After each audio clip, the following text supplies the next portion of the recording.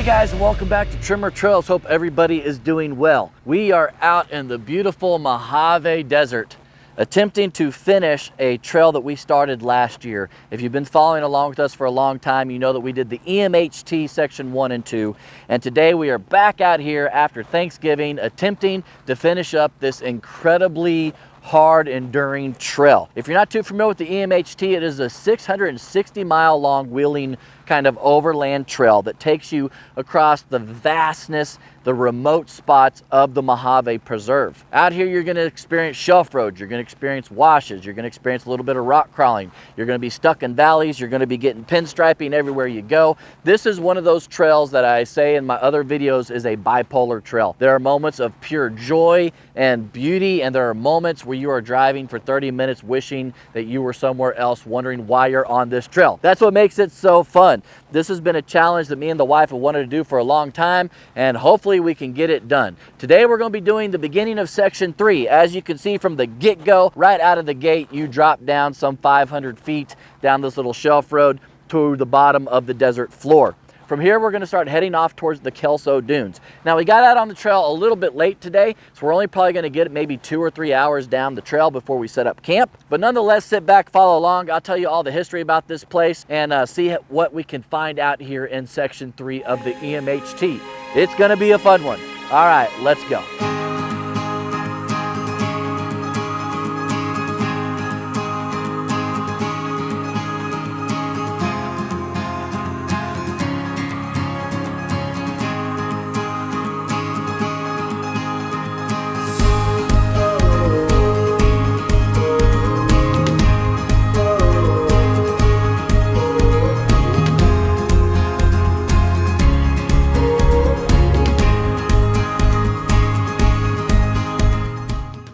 Now, to recap really fast about the EMHT, if this is your first video seeing it or you're not familiar with the EMHT, the Eastern Mojave Heritage Trail, this was the brainchild of a man named Dennis Spear. He came out here and fell in love with the Mojave Road, which is a completely separate trail, and he decided that he wanted to map every little nook and cranny of the Mojave Desert. Of course, he spent years making books and figuring out the trail, and it was an incredible trail. However, in 1994, the government came in and made this the National Mojave Preserve. With the preserve coming in, we had some wilderness areas and boundaries that unfortunately Dennis Spear lost in his original route. Years later, we had Billy Creesh, Bill Englehart, Larry Vandenberg, and my good buddy John Marnell come back out and try and remap the original trail that Dennis did.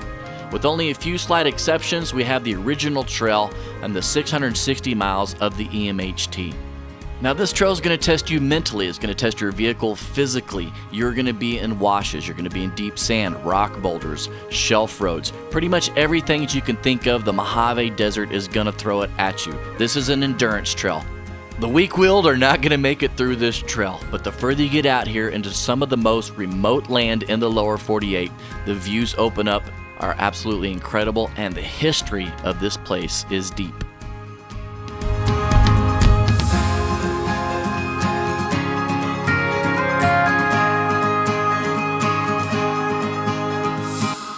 Okay guys, so we just came out of Jackass Canyon and we headed down the Edison Power Pole Line Road. That was on the Devil's Playground. And apparently they had a heck of a time putting in those power poles because A, they couldn't either find bedrock or the sand would just continually wash away their roads while they were trying to build those power poles. And those power poles actually start and come from Hoover Dam all the way across the preserve. Where we are now, just past the power pole line, we have now started to head towards the west and we're about to get into the Kelso sand dunes. These are a really cool geological feature that we'll talk about here in a second. The weather is awesome out here. It's like in the high 50s, low 60s. Tonight will probably be a little bit brisk. We got maybe an hour or 2 left of sunlight before we need to find camp. So we're gonna try and get to the Kelso sand dunes and then maybe find a really cool camping spot around there. All right, let's jump up back on the trail.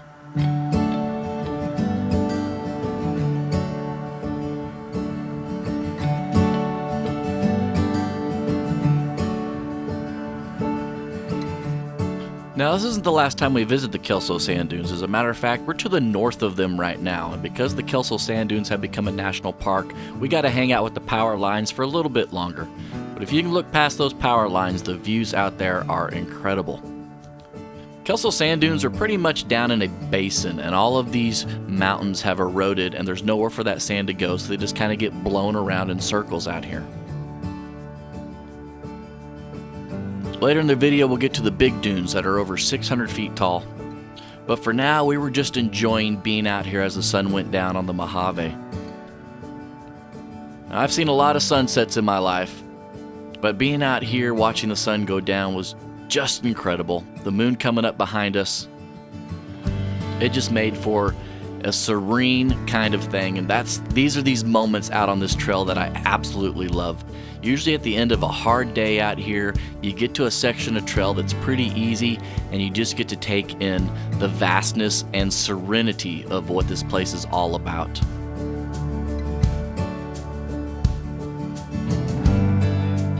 I checked out on my map that it looked like in about 15 miles we could get to an old dry lake bed and camp out there, and so that was the target for this evening. With the last 10 minutes of the sun going down, the sky just lit up in all these pinks and purples, and it was absolutely awe-inspiring, something that I love about the desert.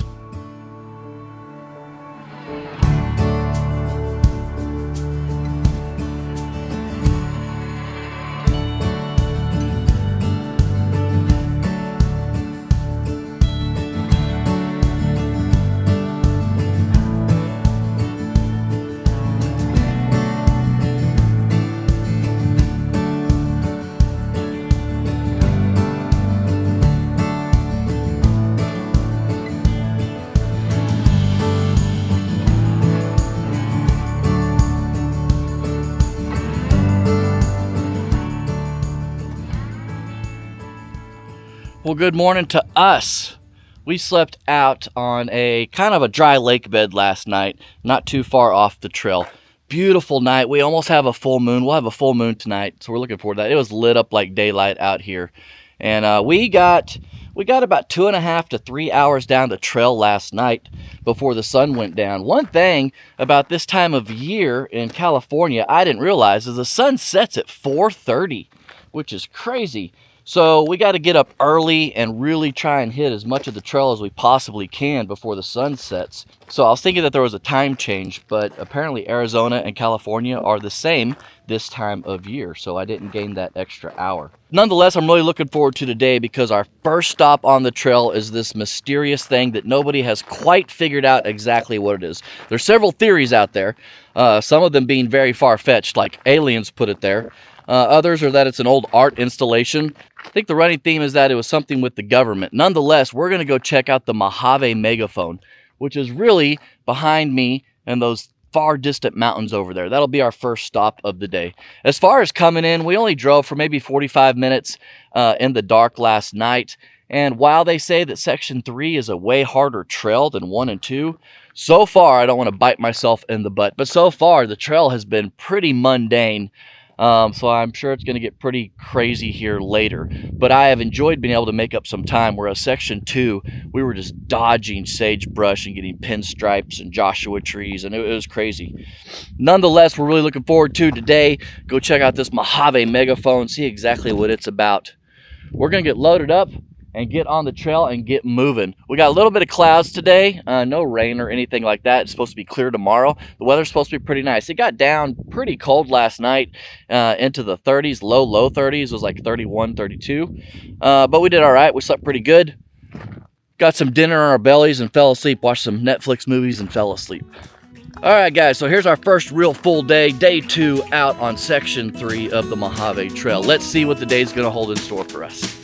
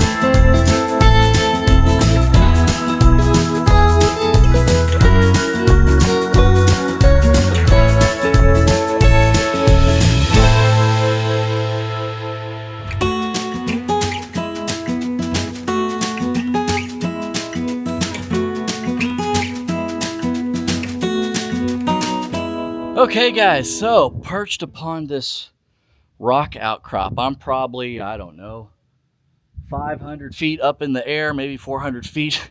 There is this weird random iron thing called the Mojave Megaphone. And how they got it perched up here is beyond me. I'm not sure. It's bolted into these rocks. People don't really know what it is. Some people say, oh, aliens put it here. I'm sure that's not the case. It could be an art installation. It could have been the military that used it to talk across the mountains to each other. There might have been actual speakers in here. Nobody is 100% sure what it is, but we all agree that it is weird. We are probably 35, 40 miles from the closest town. We are out in the middle of nothing. And the closest highway or paved road is probably going to be 20 miles or so. So just out here in the middle of the Mojave is this weird random iron dome thingamajigger called the Mojave Megaphone. So if you do section 3, you can come check this out. It's just peculiar. There's no rhyme or reason to it. You can tell that it's been welded on. There's like pivot hole, or there's like holes that will be able to hold it up on a chain or something. I don't know. It's just weird. I'll get you a closer look here.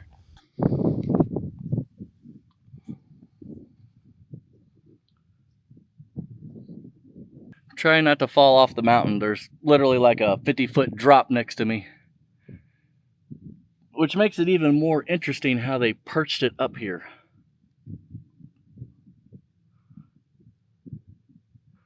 I think it's art installation.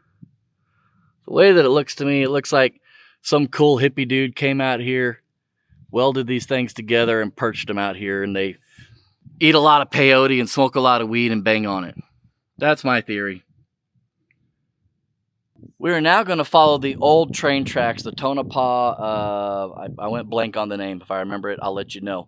We're going to follow that old train tracks all the way down to Broadwell Lake, which is a dried up, massive lake bed. And that's going to get us towards the town of Ludlow. So we have barely scratched the surface today. We're probably 15 miles from where we camped, and we probably need to get 70 to 80 miles done today.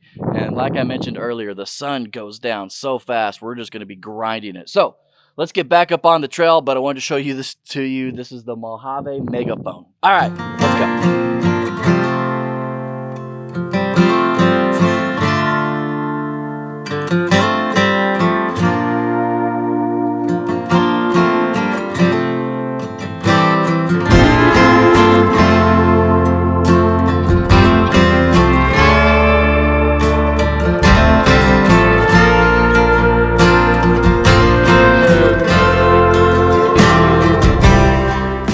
The Tonopah Tidewater Railroad was pretty much a failed endeavor from the get-go. We covered a lot of it in Section 2. We actually rode the berm for several miles, and you could still really make out where the train tracks were, and we checked out several of the different depots along the way in Section 2. This little leg of Section 3 really doesn't hit on the Tonopah Tidewater. You do see the berm out there in several spots, but it's completely washed away for the majority of this whole little leg. And really that was the reason that they failed. A, they couldn't carry enough material to keep the trains running, and B, they were fighting the desert every winter trying to keep these tracks together. There's just nothing out here but sand.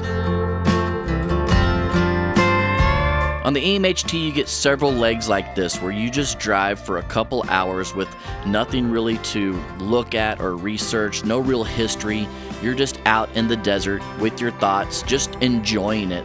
And this little leg was exactly like that all the way down to Broadwell Lake.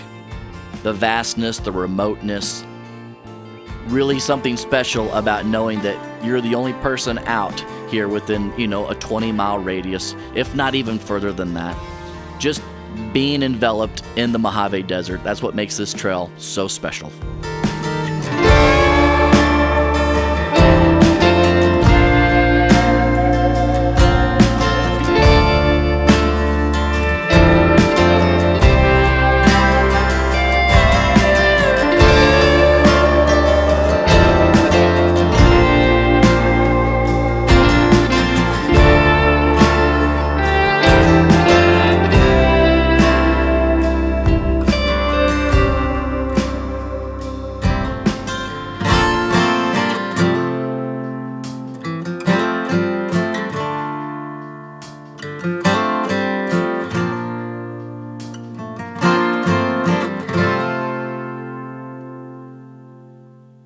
right, guys, so we have made it off of the Tonopah Tidewater Railroad berm.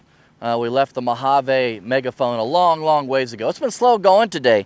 The trail has not been incredibly hard. It's just been slow going, which usually happens out here on the EMHT. Currently, we are at Broadwell Lake, or what used to be Broadwell Lake. This was named after a prospector that was out here. And this is just an old dry lake bed. Not really a whole lot to report. Really, we just wanted to stretch our legs and check out the old dry lake bed. You used to be able to drive across it, but apparently BLM has shut that down now, probably because it was getting some damage out there or something along that. So we're gonna skirt this, and I believe that we're going to get to the town of Ludlow, where we're gonna be able to get fuel. As I mentioned earlier in the video, the days are just flying by. We probably only have about 2.5 hours left of sunlight, and so trying to get down the trail is definitely high on the priority list. But with the EMHT, you just can't rush it. That's one thing that I've learned doing section 1 and 2, is it just takes time to get through all of these different washes. These washes have been more sandy washes compared to section 1 and 2, which have been like boulder washes. So at least we got that going for us. Nonetheless, we're gonna jump back up on the trail and see what else lies ahead before we get to the town of Ludlow to get some fuel. So let's go.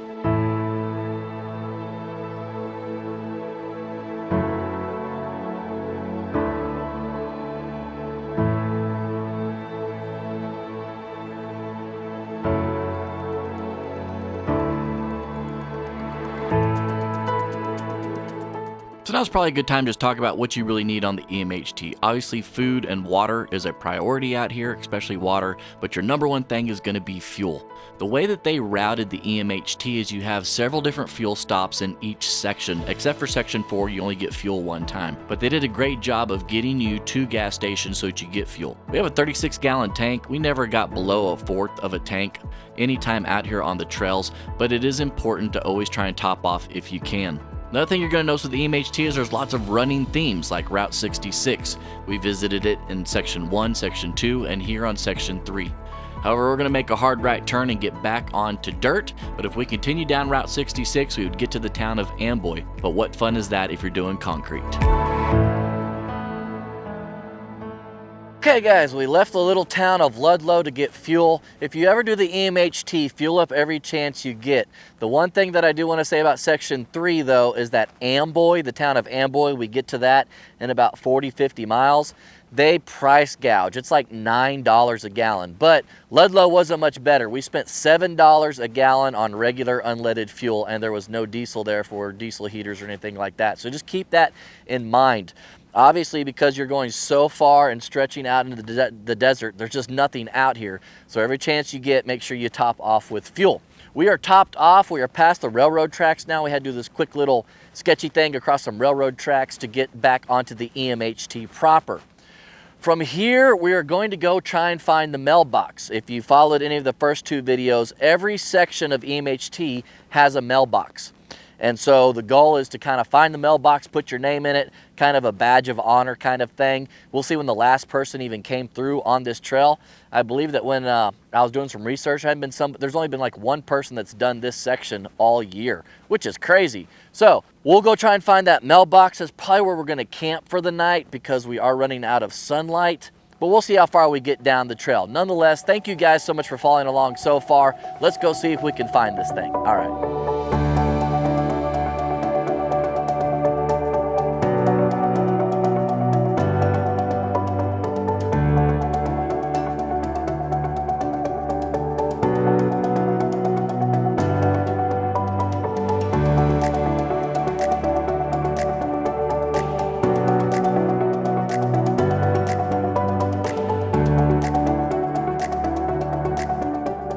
Pretty ironic, you know, we've only been away from humans for a day and a half when we got to Ludlow and got some fuel, and I could not wait to get back up on the trail away from people. There's something that happens out here. There's a hum. You know, the days just kind of fly by and you just grind it out on the trail. There's something about being alone and being out in the desert that just really speaks to me personally. This little leg is a little bit more of what I'm familiar with the EMHT. We're back down in those kind of bouldery washes, a few off-camber spots, and there's really not a lot of places where you can make up time. You just got to kind of grind it through, take your time, not destroy your equipment, put your head down and just keep driving the miles towards that mailbox in the Red Mountain area. Not a whole lot of historical context on this little leg of the trail between Ludlow and the mailbox, except that the train track that is still active is the most heavily traveled train track in the United States. I read that they get a train every 4 minutes through there, which is just insane. So if you like sleeping or camping around train noises, this is a good spot to stop. The other piece of Maine history would be that Ludlow was one of the original towns of the dirt trail that went from New York City to Los Angeles, and in 1929 officially became Route 66. So it's kind of cool to stop there really quick, pay $7 for some fuel, but get to say it, you filled up on the original Route 66, Old Mother Road. Just a few more little washes and we get up towards the mailbox area. Also another great spot to camp for the evening if you're keeping notes.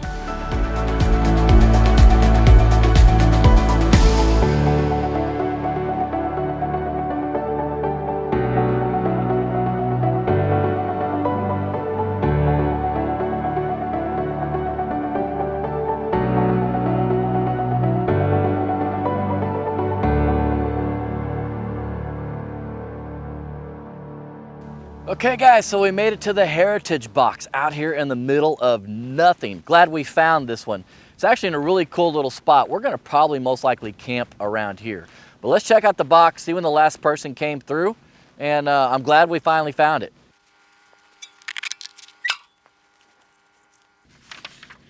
Oh, there's a bunch of people that came. Looks like there was a bunch of people that came through on the Thanksgiving holiday.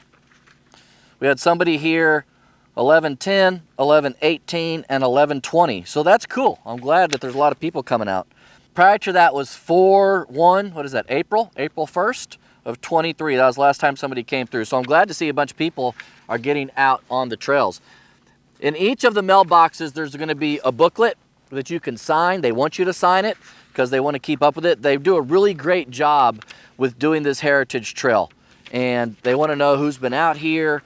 And, you know, so just say hi, and the whole goal kind of is to find the mailboxes on all 4 sections. We never found section 2 mailbox. We may have to go back one day, but not anytime soon. So we're going to sign our names, and then we're going to probably find a place to camp around here really quick.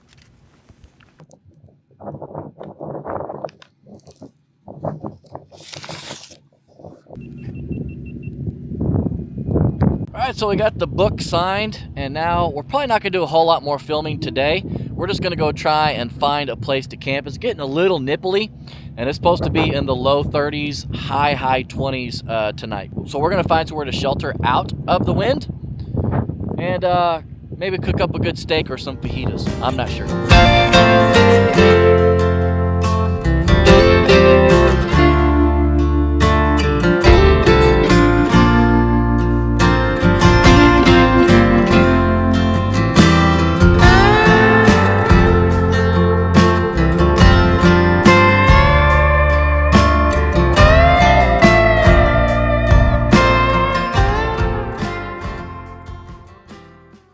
Well, good morning to us. We slept down in this kind of valley canyon wash thing last night.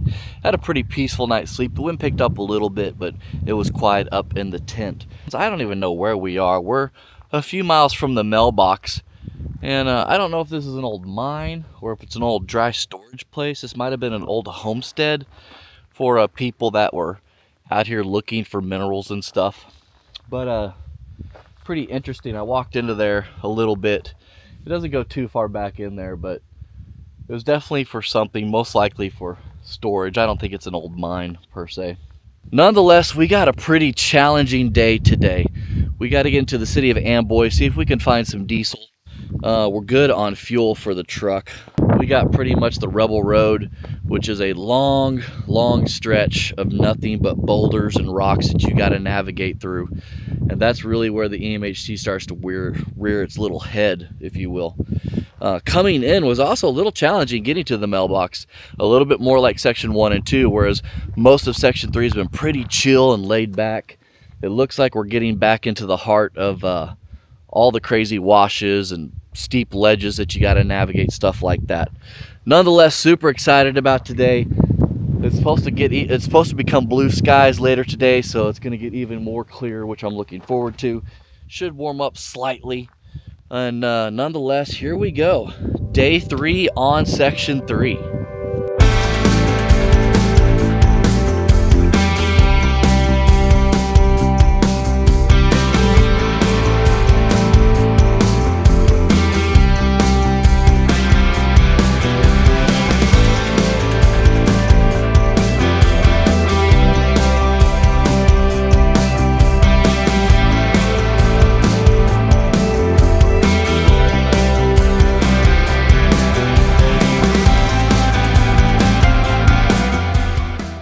Leaving the Mailbox area behind, we started out towards the small town of Amboy. Amboy's really known for just 2 things: the Amboy Crater, which is an old volcano that you can hike up to, and really Roy's Motel, which has been around since the beginning of Route 66. It was a beautiful morning, and I was excited to try and make up as much time as I could because I knew later in the day we were going to have a challenge in front of us. So, for the meantime, I just enjoyed the beauty, watched the trains pass us, and made our way into Amboy proper.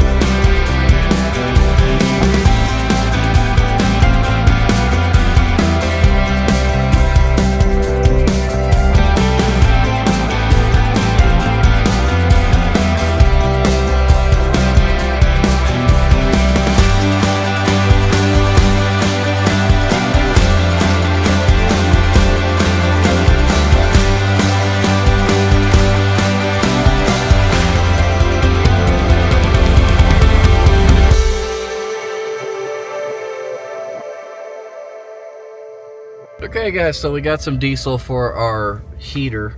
Roy's Motel is historic. This used to be like the last stop before Vegas, which is a long ways away. And surprisingly, the fuel was not jacked up. It was $7 a gallon, which is still expensive, but I was expecting a lot more. So anyways, we talked to the manager, what was he called? The city manager. I guess he's kind of the mayor. He runs the gas station there. And they say they're trying to bring back a little bit of Roy's Motel to kind of do like an Airbnb thing, but they got to get septic and water and all that stuff. That's really all that is in this town. You have a post office, you have the trains, and then you have this one gas station with Roy's Motel.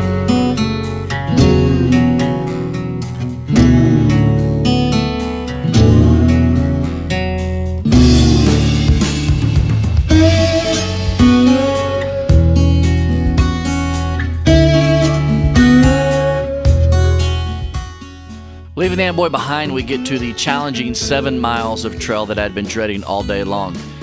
In the supplemental guides, Billy Creech really says it best, so I'll read from here. It says, rugged lava rock, slow going, wear your grown-up panties. This area is rugged, not technical, have patience, go slow, pick your lines, otherwise you will be questioning your life choices. They couldn't be more on the nose. This section is only 7 miles and it took us 2.5 hours to get through it. 3 things you need on the EMHT, especially on this leg: great tires, great suspension, and patience. Lots and lots of patience.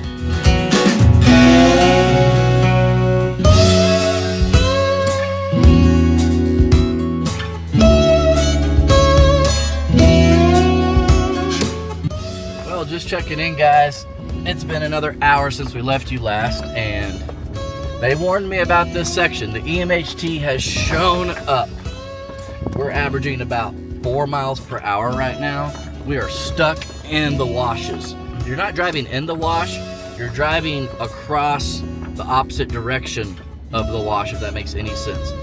In other words, if the wash is going vertical, you're going horizontal, and it is slow going. I do see light at the end of the tunnel though, but man, that section has just been, I'm grinding on my bash plates, I'm hitting my bumper, all kinds of fun stuff. So, I regret saying that so far the EMHT has been easy because this section has been a challenge, and that's a little bit what the EMHT is about. If you watch any of my other videos, I talk about a bipolar trail. You go from pretty easy driving and beautiful things to being out here suffering and earning your badge. All right, nonetheless, we probably got another 30 minutes of this, and then we should be getting finally towards the mine, hopefully.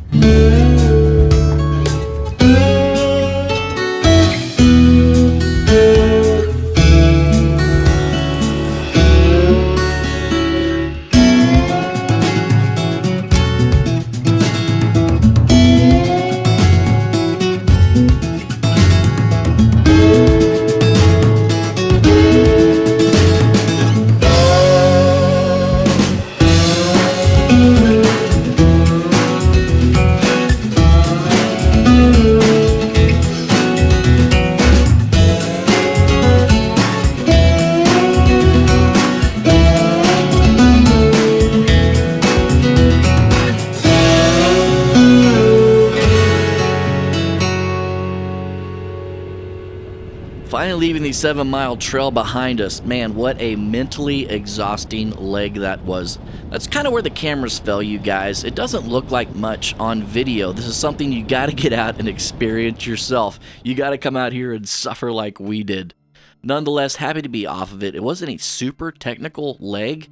Probably a level 4, maybe a level 5 obstacle in there, here or there. It was really just about picking your lines and going slow. Remember that I had talked about a mine that I wanted to get to all day long, and I came to find out that the historical Orange Blossom mine is now owned and is private, so we can't go explore it, which is kind of a bummer, but not to fear. There are several other historical mines along the trail. Being that we couldn't get to Orange Blossoms, we just decided to head up over the mountains and get back down towards the Kelso sand dunes, where we're going to end up later in the evening.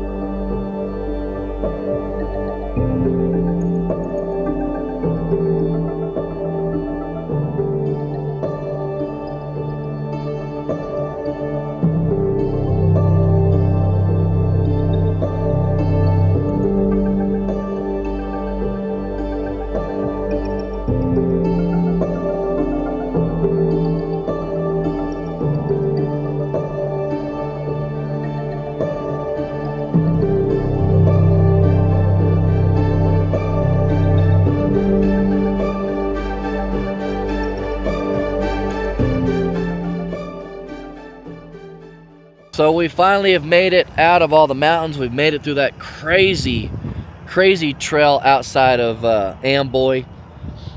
We are now to Kelbaker Road, and Kelbaker Road is a paved road that pretty much takes you into the heart of the Mojave.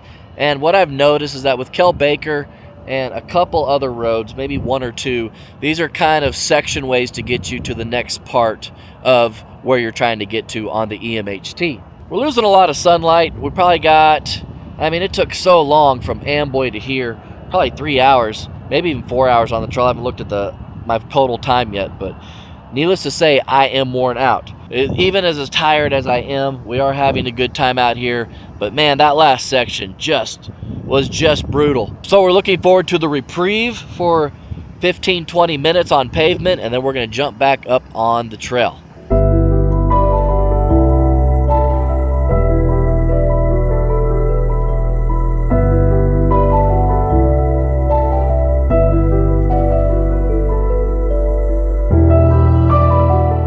With the sun starting to set and the granite mountains in front of us, I just kind of reflected about the day and about the thousands of people that had come before us, the ghosts of the Mojave, if you will. People eking out an existence out here in this wasteland. The trains that came through here in the 1880s, the 1900s, guys that spent 20 years inside of a mine shaft, getting into the mine before the sun came up and getting out of the mine after the sun had gone down. People like old Riley and cattle ranchers that were out here way before the preserve was even thought of. The Mojave Megaphone, old Route 66, back when it was a dirt trail, even before concrete. The history is abundant out here in the Mojave, and there's something special about this place. You have to come out here and experience yourself. Words just don't describe what it is.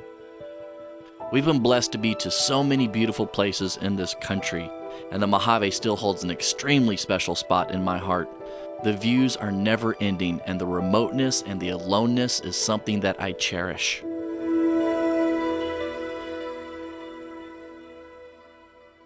Whew, well, what a day, guys. We did over 6 hours on the trail. We made it something like 72 miles. Sorry that I'm not all peppy. I am worn out. The EMHT showed up today, no doubt. That section leaving Amboy just kicked my butt. A bunch of new scratches on the truck. There's a bunch of weeds stuck under it. Definitely remember that if you do this trail, divorce yourself of paint unless you got PPF or something like we do. We don't have protection on the back end of the truck, but we do on the front from our good friends over there at the Artworks. Check those guys out. They've been a sponsor of ours for over a year. We slap them right here. They do some great work over there, not only with wraps, but also with PPF, protecting your truck if you want to get out and do some crazy off-road stuff like we have today. Nonetheless, we have made it to the southern part of the Kelso sand dunes. That was behind me right now. These sand dunes are a lot like the ones up in Wyoming or even the ones in Colorado. We're in a giant basin surrounded by all of these mountains, and the sand has been pushed into the very, very middle. These sand dunes are over 700 feet tall. They even make sound. They make these low tones of sound when the wind blows over them. It's really cool. Great place to get out and hike. Obviously, we're on our third day, and I think we're going to end the video here. In the next video, I got a surprise for you. I got a special guest that's going to come hang out with us that I'm really, really excited about. And we will finally get over to Providence, tell you the story of that place, and get to the Bonanza Creek Mine, which is a really, really cool spot. That's at the end of section 3. As for now, though, I am going to lick my wounds. Me and the wife are going to cook some dinner, get up in the tent, watch some Netflix, and chill out. Guys, thank you so much for watching these videos. We do appreciate it. The whole reason that we do these videos is to show you guys what it looks like out here and see if you want to try and be adventurous and get out to some of these spots. I'm not really going to do any reviews with this, except that just know that the EMHT has sections of super easy stuff, and it has sections that will kick your butt. High clearance is needed out here. I did have to engage my lockers twice today as well. But other than that, it is just beautiful out here, guys. You are all alone. The only people we saw today were in the town of Amboy. Other than that, the trail was just ours because it's so vast out here. If you want to get out and be remote and alone and just be stuck on a true overlanding trail, you got to check the EMHT out. All right, so with all that being said, once again, thanks for watching, guys. If you have any questions or comments about what you've seen so far, hit me up down below. If not, we'll see you in the next episode where we wrap up section 3 of the EMHT. Until then, we hope to see you guys out here on the trails.